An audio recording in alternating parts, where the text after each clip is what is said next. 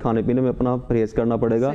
उसमें सबसे पहले आपकी बादी चीज़ें जैसे चावल, आलू, चिकन, बड़ा गोश्त, इन चीज़ों से अगर वो अवॉइड करेंगे जी, उसके साथ फिर ये रेमेडी यूज़ करेंगे तो इंशाल्लाह कुछ ही अरसे के इस्तेमाल से उनका यूरिक एसिड ठीक हो जाएगा। अच्छा।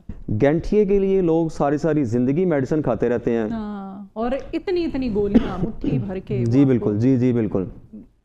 लेकिन अल्हम्दुलिल्लाह अगर वो परहेज़ के साथ ये रेमेडी यूज़ करेंगे तो इवन के जिनके जोड़ भी टेढ़े हो चुके हैं वो भी ठीक हो जाएंगे। अच्छा। जी जी, ये ऐसी हमारा बेसिकली अरसा 50 साल से हमारा एक ख़ानदानी काम है, क्वालिफाइड प्रैक्टिशनर बैठे हैं और हज़ारों हम पेशेंट्स को ये दे चुके हैं। अच्छा, जी जी जी जी, इसलिए इस चीज़ की एक अहमियत के लिए मैंने ये जुमला बोला है। बड़ा आजमूदा फिर तो आप नुस्खा बताएंगे आज। जी इंशाल्लाह जी। जी, उसमें सबसे पहले हमारे पास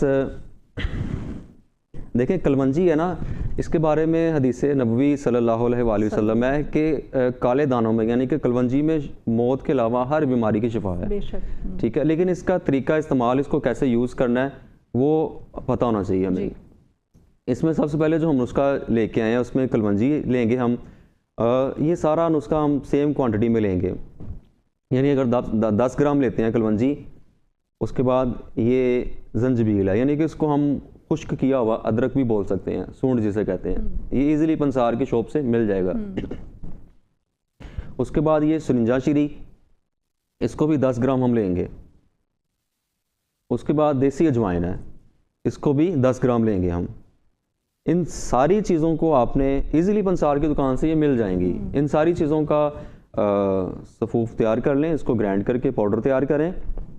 छोटी आधी चम्मच, जिसको यूरिक एसिड का इशू है, गैंठिया का इशू है, छोटी आधी चम्मच सुबह शाम